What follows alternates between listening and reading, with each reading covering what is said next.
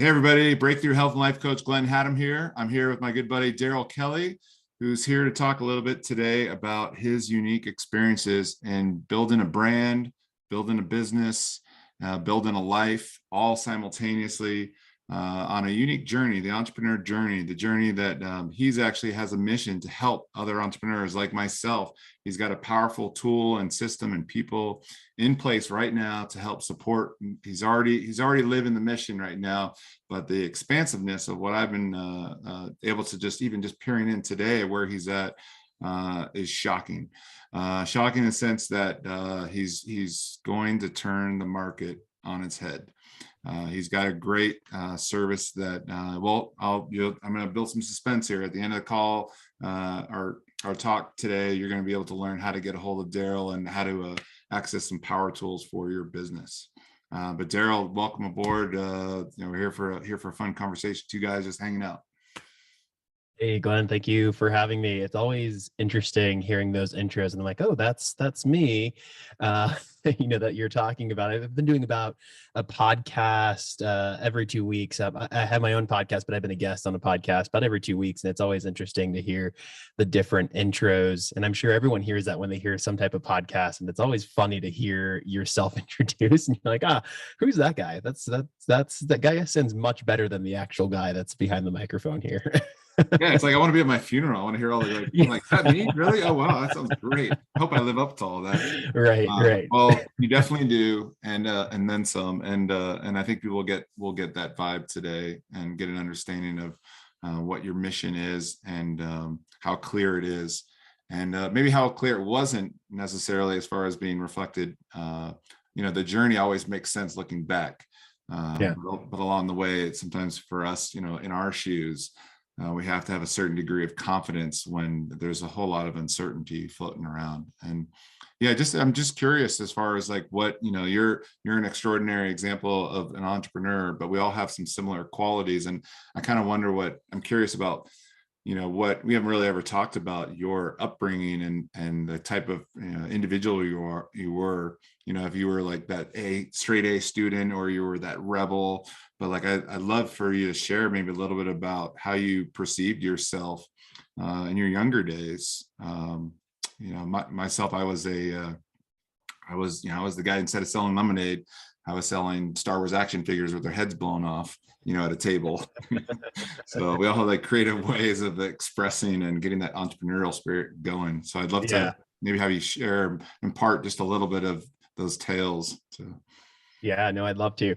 I also appreciate that you're asking for the full story. I think it's really easy to get caught up in the tangible examples of the present level of success and not really telling the entire story of what it took to get here, and also the things that I continue to wrestle with, and how that's threaded back to shadows from early childhood, early adolescence, and etc. But growing up, I often was the bad kid. Ironically enough, that was often the label with Darryll is always has the most amount of energy, and Darryll just wants to talk throughout the entire lesson, and things just came really easy to me. And so a teacher would say something, I'd grasp the concept, and I didn't need you to keep repeating it. And so I got bored a lot, and I just realized I just figured out what that was about 5 years ago, that I have a very interest driven nervous-based system. And so things that interest me, I can get really passionate about, I can get really focused on. And if they don't,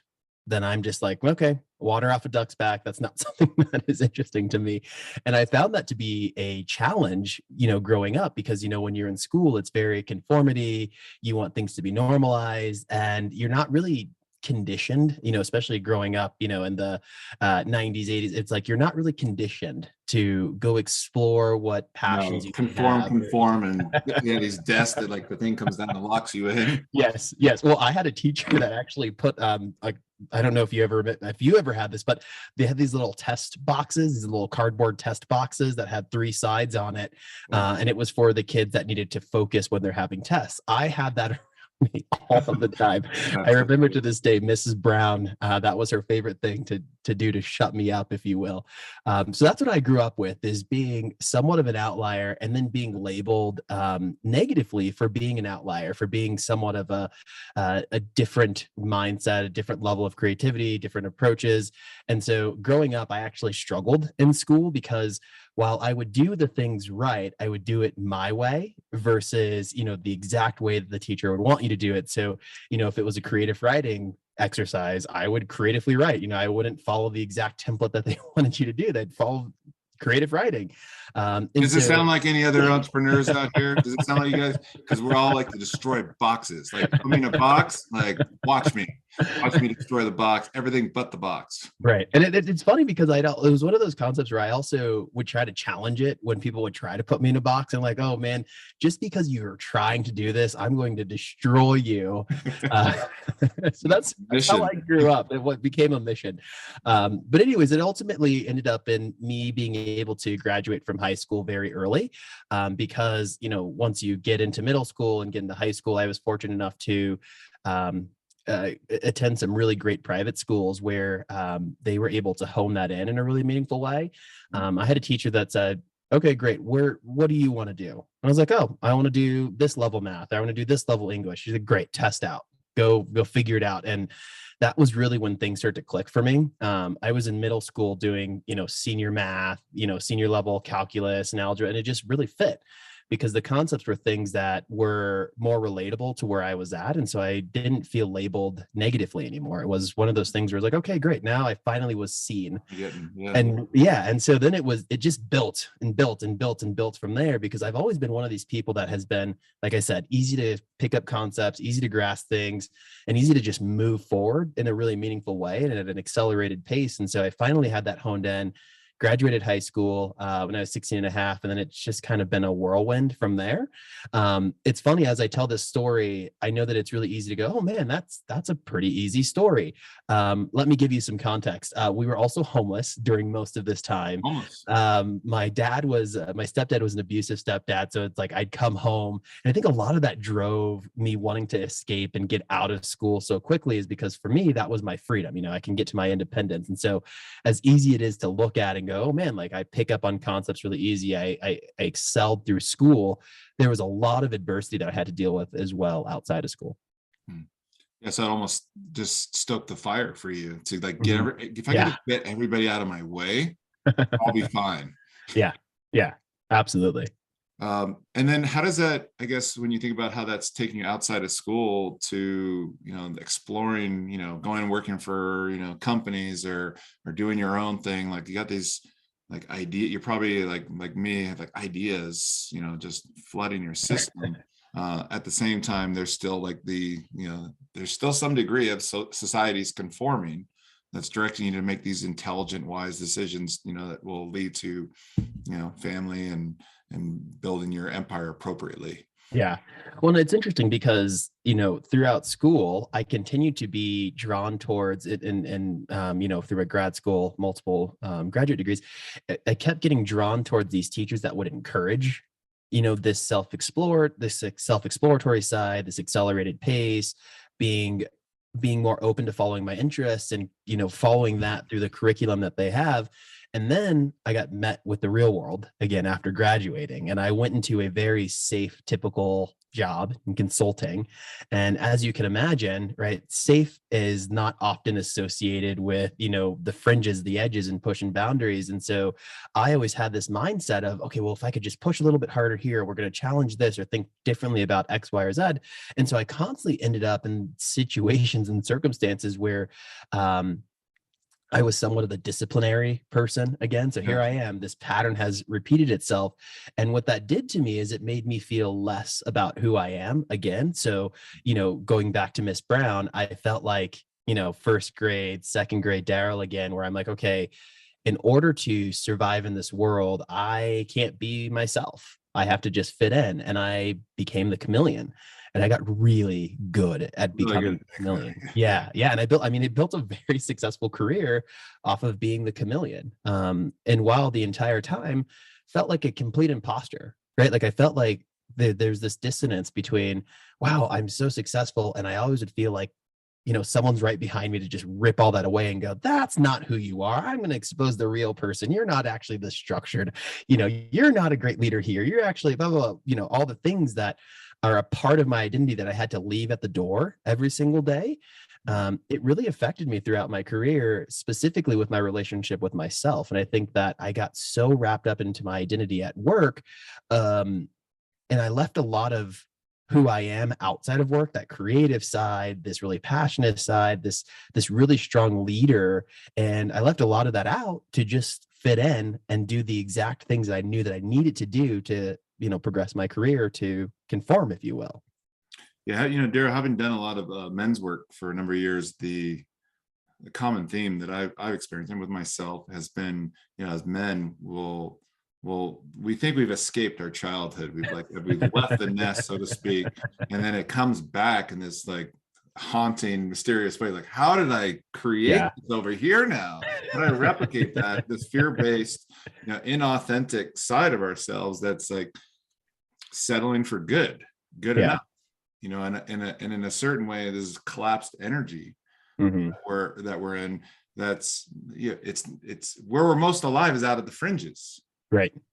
And now I figured out, I do the box now. Now I'm Miss Brown. Well, and now it's funny because now that I'm on the other side of it and I'm embracing my whole self, embracing more of my entrepreneurial spirit, embracing more of my creative spirit, embracing more of my interest-based nervous system, because I have so much conditioning of what I thought was right and wrong, it feels wrong, and even though you look around, I have all the markings of success, even from an entrepreneurial point of view, it still feels wrong. And so for me, it goes, okay, well, it feels wrong because I'm only at this level of entrepreneurial success. And so maybe if I get to this next level of entrepreneurial success, then it'll feel more right, because then there's more evidence around it. And that's what I'm wrestling with right now, is looking less extrinsically for that validation, more intrinsically for that validation, because so much of my life has been really focused on pleasing others. I go back to Mrs. Brown. It's like, okay, what does Ms. Brown want? Then I go back to, corporate consulting. What do clients want? What does my, partner want? Then you go throughout the rest of my career. And then, so now I'm asking myself, what truly do I want? And it's really, really, really challenging to wrestle with that later in life versus being able to embrace that earlier on and making that a part of your identity of like, what are my values? What are the things that I'm seeking and seeing evidence from in my success, either intrinsically or extrinsically. It's just, those are really important components that it's hard to wrestle with now. Hang on. So my experience, Darryll, has been like, we all have to go to figure this out. It's kind of like a restructuring that needs to happen where you have to go off your crazy freaking cliff. And it's painful for others to watch, and the feedback, the validation that you would hope to get, you can't get it. You can't get it. You have to do this crazy thing that you're drawn to. That's scaring the bejesus out of you too, as well. So how are you going to receive it from other people? And so it's like this, like turning inward and looking at your data through your unique data processing system, and then coming to a conclusion that I've got to do something outside this box I built. That is like, you still are doing that pattern of steadily climbing up to the the safe zone, and really where you're most going to be lit up is just freaking going for it. And it's not like you're not making appropriate calculations and watching your numbers on the spreadsheet and bringing the right people in, but it's really, there is this party that's like, I'm trusting this thing that's getting, like, my life lessons are trying to get work through me through this, whether it's a business vehicle or family dynamics. You have to like lean into this place that like, life's going to give you a rub to see if you're all in. Are you all in? You can't be 1 foot over here and get all the way over here. You got to like kind of let go of the good enough and go for it. Well, and see, what's been big for me that I've been processing through specifically the last 5 to 7 years is about awareness and that level of self-awareness to know, oh yeah, like when you're describing, oh now there's this level and there's this level, I'm very aware of that behavior and where Yeah. it's coming from. And it makes it easier to have a little bit of detachment, right? They always say be the observer. And that really has been something that has been useful for me to develop, especially as an entrepreneur, because you're right, like you do create this box. And then when you're working outside of that box, you're kind of on the fringes of the box, or the box is challenged. If we're not aware, we're just kind of in this discomfort and we're like, okay, this is pain now. And it's not pain, it's discomfort. And we associate it as pain. And so we go, okay, this is wrong. Now I'm in survival mode and I have to escape this pain versus really being aware of what's happening. And I would say that if you're going to be an entrepreneur, this is the biggest thing that I've learned throughout my career, throughout my history, is again going that introspective route, internalizing things more in a healthy way, but also having that level of awareness is the key to unlocking true sustainable success for yourself. And ultimately it's the best way of serving everyone around you, because we don't need a bunch of, command C, command V, exact replicas of people. We need people that are able to really understand what they can bring and uniquely bring, know the limitations of what they uniquely can bring, and then maximize only what they uniquely can bring. That's unlocked through awareness. Yeah, it's a very big growth spurt to come into that place in life where, okay, I picked up these cool traits from this person. Read this book from this person. I've done these Yeah. courses. I've listened, observed, and modeled. And now all of a sudden life is telling me to model, like I'm the model. Like I need to be actually more me. Like Yeah.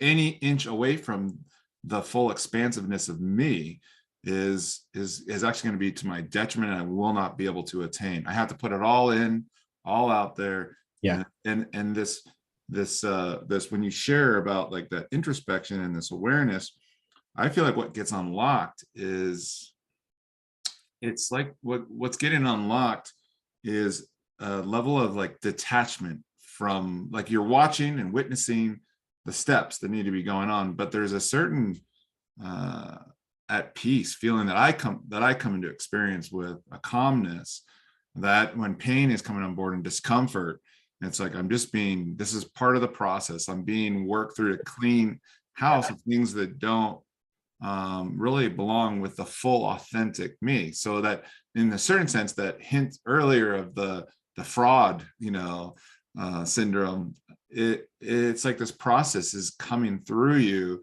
cleaning you out, so that this pure calling forth of energy is really in alignment. I've been in Boulder hugging lots of trees here for years. There's an alignment with kind of universal laws or universal truths, or your unique path that's really being called forth to happen. And if you're off a bit on this, as you're trying to progress to these, not necessarily next levels, but really going exponential, that's what's in the way, is any of these like discrepancies in your personality, in your beliefs, it's time. I like to say, it's time to die another death today. It's a good day to die. It's a good day to burn off bullshit. Yep. I mean, it's funny because you say, I've been in Boulder hugging trees, but like I very much did not just prescribe to that as well. I was like, oh, that's BS, this whole self-mastery and, this whole meditation thing and, mindfulness. And like, there's the million self-help books that just, regurgitate the same things. I kind of was like, there has to be more than this concept of knowing yourself, this concept of surrender, this concept of mastering your emotions. I'm like, there has to be more. There's not more. Like throughout my experience, there's not more. It's like that is the thing. And as hokey pokey and as odd as it sounds, when you're able to just embrace the job to be done of owning your own space, owning your own identity, and getting really comfortable with asking yourself, well, what do I want? What do I think about this? And not thinking about it from the point of view of, okay, well, what is the threat of my wife saying inside of me? What is the threat of my first grade teacher saying inside of me? What is the threat of my friend who's never done something like this saying inside of me? It changes so much when you're able to get in that space where you can ask yourself questions, not necessarily have to seek an answer right away, and sit sit in that with yourself and really start to develop out a relationship with yourself. It sounds hokey pokey. It sounds very Boulder. It sounds very like, man, these guys are just high all day. But when you develop out this relationship with yourself, you have no one else you're trying to please but yourself. And so those values, you're like, oh, I don't want to do that. You're not apologizing for saying, oh, I don't want to do that, because it just lines up with your value. And then you just walk in life and you have this great relationship with yourself. And then outside of that, things just seem to fall together more, right? When you're like, so many people go, well, like, how have you been able to manage and get to the level of success that you're at now? And for me, it was, like I said, it's turning it inside and just really going, okay, here's my values, here's my actions, here's what I'm doing every single day. I'm doing this for myself, and the results just come. And I wish that I could say, I planned for this thing to happen. I planned for this thing to happen. I planned for this thing to happen. I haven't. The only thing that I have planned is every single day, I try to master myself. I try to learn myself more, and I try to take that and put that into the world. That's it. Now, how often have you seen in your life when you haven't been in daily practice of self-mastery, when you haven't been focusing on like, let me just get my energy right. Let me get my attitude right. Let me get my focus and intention right, versus like, the typical person who wakes up and reacts to the day already started before they got up and everything's shit's happening. Yeah. I mean, I know for me, when I don't meditate or I don't work out, I don't, I just don't take time to like look at what my priorities are, but picking actually like what I want to really engage with that day. And what a bunch of wasted time, energy, and resources, and a lot of like this, like fighting the good fight, like energy, versus like you mentioned earlier, surrendering, and that surrendering and like a trust. And it's almost like things really do manifest and flow in alignment with, because you got your energy right. Yeah. You're vibrating at this level. Well, things are going to vibrate, reflect that back to you. Every circumstance, everything's going to, happen. And if you can bring yourself up to the higher levels of awareness and kind of get into that, I like to say it's like an observation tower, where like, okay, like Glenn and his Glenness might get thrown around like a rag doll. I like that a lot. with lots of stuff. But like Darryll, like I could be okay while Glenn's facing some adversities and challenges today. Like the higher self is always okay. Is always, it actually can be, instead of just tolerating bullshit, can actually be like, oh, what am I learning from this experience that's going on right now that's a necessary part of the how to get to the next place. Yeah. So that's just been my experience. I don't know what it's been for you, but it's like the witnessing, if you can get into the witnessing seat in your life, then you can enjoy and be in awe of how things are just magically, not to quote the cereals from back in the days, but magically delicious. Well, so I like what you're saying here and where you're going, and it's great to hear you process through it, because as you process through it, I'm realizing a few things. So inaction is a choice, and I think that we forget that oftentimes. And I even wonder, is your audience even the right audience to even talk about this? About maybe not, who knows? But I'm going to say it anyways. But inaction. Okay, all right, I'm going. Yeah. So inaction is a choice, because when we think about the days when I don't make the choice to honor myself, and look, some people go, oh, that meditation thing, not for me. Workout, not for me. Fine. Stop making an excuses. What is for you that you come to a place where you're just focused on body? You're not focused on anything else but just body and mind, right? And you're paying attention to that. So that's what meditation is. That's what working out is. That's what some of these mindful things are. Find the thing for yourself and then make that choice every single day to start with serving yourself, because then what you've done is you've put yourself ahead. You've put yourself first. And we grow up going, oh my gosh, putting myself first is selfish. Yes, if that's all you think about every single day, but guys, we're not 2 years old anymore. It's not black and white. There's gray throughout your entire life, right? And so by putting yourself first in the morning or the way you start your day, that's a choice to say, I'm being intentional about how I'm going to serve myself today.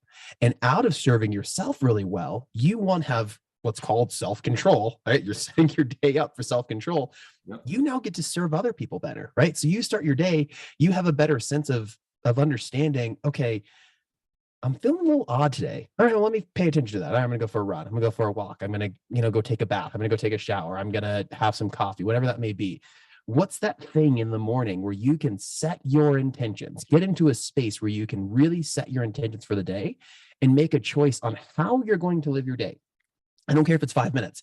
Take that 5 minutes to make a choice on how you're going to live your day. If not, the day will live itself. Life goes on. And instead, you're going to have thousands of people that you're going to interact in the day that are going to make choices for you. And that was so much of my life, is realizing that either someone is going to make a choice for me based off of their values and their beliefs, or I'm going to make a choice for myself. Yeah.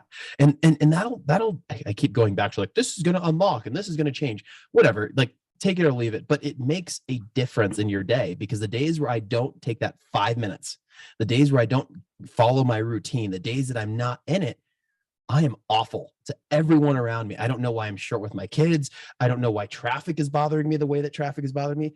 Hell, on those days, the birds can bother me, the littlest things. Maybe this is a great visual, Darryll. As a coach, I know that if I gave my clients a great workout back in the days and I didn't get mine in that day, I'd be, there'd be some agitation. But I found that if I was just pouring my cup into people and filling up, I got off center.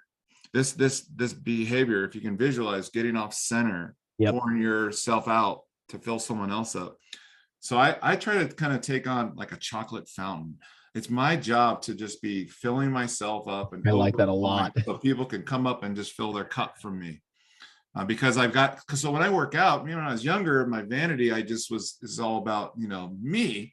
And now, it's really about, if I don't put my work in for myself and then for others and for the rest of the world.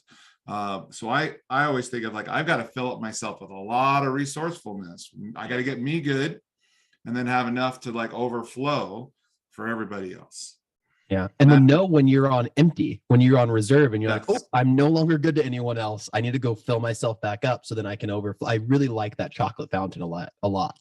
Well, let's talk a little bit about your chocolate fountain, my man, because you've built this incredible tool that is actually a lot of tools. And a one-stop shop, kind of like the way I operate with life. I like to be that with my clients, operate a one-stop shop. And what I'm impressed with is you've put this kind of body of work and experiences in the business world and teams, and figured out what's missing with all the you're kind of like me. You go, something's broken out here and we got to get these pieces communicating. Because when I first jumped into the business world, it was I had this app or this software and they just did not communicate well with one another. And I needed these different tools. And I've noticed that you've put together this robust system, but then simplified it for folks like myself who are make this a no-brainer for me to operate my business at the next level. And I'd love for maybe just taking this opportunity here to kind of share a little bit of surprise here with everybody that you offer a really great vehicle for people that when you open the doors of this thing, there's a lot more surprises in what's available to help someone have that integrity in their business, and even take these tools and use this, in their personal and work-life balance, which is what I'm all about in providing for my audience. So I'd love for you to maybe share a little bit about how Hectic got started and what it's doing now, and maybe where you guys are going next, and how people could get a hold of you. I think this is probably a great time to just share a little bit about this. You're in for a treat. This is going to be amazing. So, hey, thanks for asking this. And it's funny because I get asked this question a lot, and it's one of those things where it's I never really thought that I would be a founder of a company. I always thought I'll be, some type of like I've held lots of executive roles, but then when you become a founder of a company, and this is multiple times over now, you become a founder of a company, there's different questions that are asked versus you being an executive leader. And it makes you reflect, where did this idea actually come from? Where's the Um, napkin? yeah, where did the idea actually come from? And when you think about it, the idea really originated much before when we put the idea or the hypothesis or the thesis on paper. It's threaded throughout my entire life, like even back to, first grade, kindergarten, like this concept of me always being a very interested person in a lot of different things. Very interested in, a lot of different projects. I had a lot of different hobbies. There was just a lot that I was always juggling, never landing those things, but always juggling, right? Like I consider myself an expert generalist of, I can go so wide and talk so many different topics and so many different things. And it's just because I'm really good at that surface, again, picking up concepts very quickly, but very poor on depth and execution and consistency. Okay. So that's the underlining thread of it. And then when you think about my background, my MBA focus was in organizational psychology. So behavioral economics was the overall focus in my MBA. And my goal was to go help create really incredible organizations. Yeah. And when I was met with that in the real world, I was at a big four consulting firm right out of college. And when you start actually getting into the real world, you realize that there's two issues with why you can't have, your incredibly thriving culture, incredibly productive individuals, is because you have a people problem and you have a process problem, management problem. And so, that kind of stuck with me throughout my career. And then after we sold our last company, we exited to Ring Central. We were thinking about, well, what's next for us? And one of the big things that I wanted to do is I wanted to give back to people, individuals versus corporations. My entire life has been spent in enterprise, Fortune 2000, Fortune 100 companies, and value adds to those companies, or working in those companies or with those companies. And you realize very quickly that there are a lot of people that are undervalued in these companies from a resourcing point of view, because the people that are doing execution often aren't always set up with the right systems. And I would talk to these people so often, and they hated their existence. And so, that kind of stuck with me, and I'm like, okay, there's something going on here. And then my entire life, I've been a freelance photographer. This has been my creative pursuit. It's the one thing that I have been most consistent with. And I've done that with having a very successful enterprise executive career as well. And staying on top of everything became one of the biggest challenges, right? So, I'm on a plane to London and I'm trying to edit photos and, get contracts sent out. And it just became a lot. I'm actually very impressed that I was able to get as far with both my professional career and my creative freelancing career as I did, with having ADHD, trying to manage all these things while also pursuing other hobbies. I was very impressed, and we were talking about that, and we're like, well, what were some of those systems that helped you do so? And I said, well, for me, I just kept everything in one place. That one place for me was I had a Google sheet, a Google spreadsheet. It wasn't an Excel spreadsheet. It then became a Google spreadsheet. And I just put everything in there. It wasn't organized by any means, but it was all there. So And there it's was not something ground. about I get that. having it there. That. Yeah. Right. Like it's just that concept of like, okay, I don't know what's going on, but at least I know there's one place where I can find all of the things. And so co-founder and I, Jeff, were talking about it. He's like, well, so how is that managed? Like, here's my spreadsheet. It's nonsense. It's chaos. And he goes, we can do something here. And so what we did is we took, Jeff also comes from the enterprise world as well. We took all the lessons and learnings from the tools that are put in place from an organizational point of view to help teams of tens of thousands survive and thrive. And we decided that we're going to help serve these people like myself, like the other people that are more on the execution side. They may be strategic execution or pure delivery execution. We call them freelancers. Actually get in control and stay on top of all their work in one place. And that's how Hectic was born. And the vision for Hectic for me and everyone at Hectic is this concept of really making freelancing for everyone. Threading back to this entire conversation is we have a lot of people that are in roles that aren't the right fit for them. We have a lot of people that are across organizations that are really struggling. We have people that have really struggling to start their own business. And so for us, if you have a dream and you have a skill, the barrier to entry to being able to create and exist with that dream and skill should be simple. And so when we think about Hectic, it's the education and it's the platform, the operating system for you to start, manage, and grow a freelancing career. It's also for small agencies as well, but we're really thriving in this space where you have creative professionals that are trying to figure it all out, and we're doing that in a really intelligent way so you can stay on top of all your work. And for me, I'm not going to be happy until freelancing is one of those things where you graduate from high school and you're like, yeah, I'm going to be a freelance graphic designer, and it's not seen as like, oh, you're going to do that, are you sure? It's going to be like, whoa, yeah, that's awesome. That's a great lucrative career, is working for yourself, and that's the dream of Hectic. Yeah, and then how might that, my audience, I work with a lot of folks that are scaling their businesses.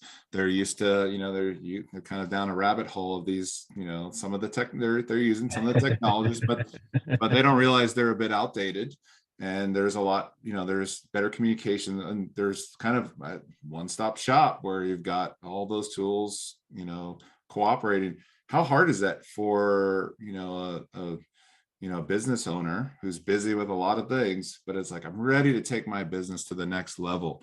And I want to, I have businesses that are scaling, up to their first mill or multiple seven figures.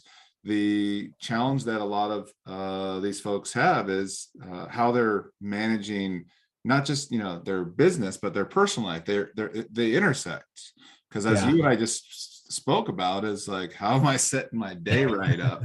Where are my eyeballs going to? Yeah.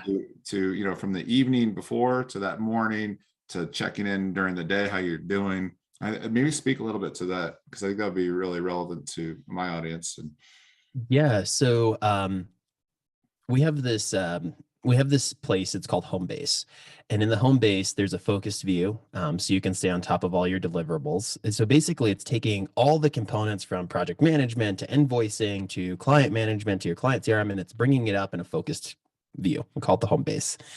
And there's a focus view, there's a calendar view, and there's an insights view that gives you intelligence about your overall business and how it's performing. The reason this is so important is because if you are willing to do the work to put all of your notes and all the chaos into one place, you've done the work there. We're going to make it really easy for you to access that information, right? So little things like multi-calendar integration. You can not only see one calendar, but your personal calendar, your multiple, maybe you're working part-time, your part-time, work calendar, your side hustle calendar, all in one place. You can see all those projects in one place. And for us, that home base, that focus view, that calendar view, and the insights are the place where you can start your day and go, okay, like there's a lot going on, but I feel like I at least have a pulse on it. So that's a really big feature that a lot of our freelancers or a lot of our entrepreneurs or a lot of our solopreneurs love, is that home base, is there's a place to go. The other place is we try to bring in all the key components for your everyday activities. So scheduling, forms, things like that. We bring all those into one login. Like we really truly have this vision of being the operating system for your freelance careers. So anywhere from finances to scheduling, that calendar management piece, to projects, proposals, and contracts, it's all there and very accessible in an intuitive way. So we did the work to make things intuitive versus just having a collection of tools. So that's not helpful, right? Like there are tons of platforms on this platform that are very similar to Hectic, honestly. That's what I was going to ask. A collection of tools. What is your guys' unique commitment in this industry that's clouded with all kinds of tools? And like what, I guess, what's so unique about Hectic? Because I know there's something very unique about what you do, because you can feel it in the intuition of the tools and the design. So I mean, you actually just nailed it, is that very intuitive intentionality that we bring into the platform. So instead of just saying, oh yeah, we have time tracking and we have proposals, we make those things work together in a really meaningful way. So when you go to Hectic for the first time, or hecticapp.com for the first time, you'll see Freelance Smarter. And we really believe that there's a easy way to do things and there's a hard way to do things. The hard way is collections of tools, very scattered, not organized. The smart way to do it is to not only just have a collection of the right best of breed tools, but the way that those tools work together that feel intuitive for the way that you work. And so for us, Hectic should feel like an accessory to your life. It should feel very intuitive. All the things should work together in a really meaningful way. You don't have to call things automations or set up automations. The next best action is just there, and it just happens the way that it should happen, the way that you organically think. The thing that really sets us apart is I spend a disproportionate amount of time talking to users, new users, and existing users to really start to understand their behaviors. So I'm a behavior guy, right? That's the behavioral economics. That's where I put a lot of my focus on. My thesis for my MBA was in infographic research. So really leaning into understanding people, the way they work. And we've created an environment that just works smarter. And then if someone wanted to get a hold of you, Hectic's really hard to find online, right? It's like, it's hard to spell, right? It's like, what is it? How do you spell Hectic? So I just realized something that would be fun for us to do. So then that way we can create a Tribe for Life little group here. Is what I'll have the team do as soon as this we're done wrapping up is I'll create a special link, but that link is going to be gethecticapp.com/tribe for life. That'll be gethecticapp.com/tribe for life. And then there'll be a QR code that I can share with Glenn so everyone can access it very easily. Oh, great. And then maybe and the incentive is like, how, I mean, at the cost, the price point on you, you're very competitive with what's out there. It sounds like it's a very easy, minimal investment. But what are some of the new things coming that you're getting all giddy about? That's coming. Maybe can we leak out a couple things that are coming that you're excited that's going to be part of this whole parcel that they're going to be getting to enjoy? I'm sure, I know your mind's spinning and teams working at things religiously right now.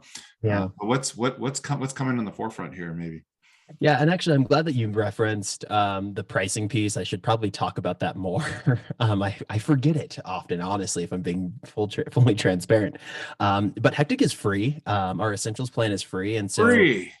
And that's like 90% of the features, right? A lot of people go, how do you make money? Well, we make money on the pro features, client portal, meeting scheduler, things like that. But the key components for getting in control and staying on top of all your work is free. So project management, time tracking, invoicing, accepting payments online, proposals and contracts, all those key components you're not paying for. And so when you really think about what I said about us making freelancing for everyone, we mean that. Our values are aligned with our actions. So again, going back to like my personal work, our organization is going to reflect that as well. So freelancing can't be for everyone. If it's $70 for that, single mom that got pushed out of her job for the first time to go get started, that's not freelancing for everyone. Possible. That's freelancing for the people that can afford it. And so for us, if we really have this vision of changing the world and making freelancing for everyone, we need to make the right tools accessible. Now, we also have to run a business. And so, of course, we put certain things behind an upgraded wall. But the way that we've thought about that is very logical for the professional freelancer. So the freelancer that has maybe leveled up a little bit, they've grown past their first 10 clients. They're really looking to streamline a few additional components. But again, that core platform, it's free. It's called the Essentials plan. So Essentials is free. And then the professional plan is $11.99. So even at that, it's a very accessible price. Yeah. Yeah. We wanted to make it accessible for everyone because that's our vision, is to make freelancing for everyone. Okay. What's in the pipeline? We've got some really awesome things that are in the lab and being developed right now. One of the things is we will be launching a communicator tool. So for us, being able to really centralize your entire journey with your client is really important. So phone calls, text messages, emails, chats will all be accessible in a communicator tool that's going to be launching in about 6 weeks or so from now. You're all right there. Yeah. So in the again, very accessible price there. But think about Grasshopper in the past. There's some other phone systems where you could go get a virtual phone number. That's going to all be built into Hectic, and then also all that communication will exist in Hectic as well, so you can see the timeline with your customer. We also have a pipeline. That's great.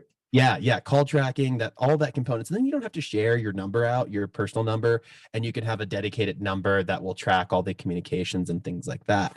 The next piece that's coming out following Communicator is a pipeline tool. So we have a pipeline tool that exists now where you can move things from inquiry to prospect to client to proposal, discovery, whatever, a few stages. But we're going to take that and we're going to turn it up. One of the things that we also took from the enterprise world is there's this in your traditional sales organizations, you have an inside sales rep, right? A BDR, business development rep, and they're the people that are managing your top of funnel, right? You have to do that as a entrepreneur, and we want to make that easier to do.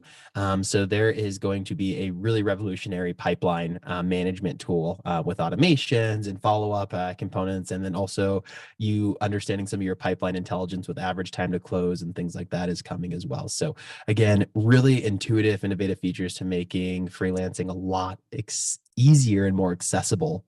So as if you're willing to make the choice to track everything and manage all of your stuff in one place. Not to say hectic. Yeah, this sounds great. Yeah, I like that. Quote me on that. So I will.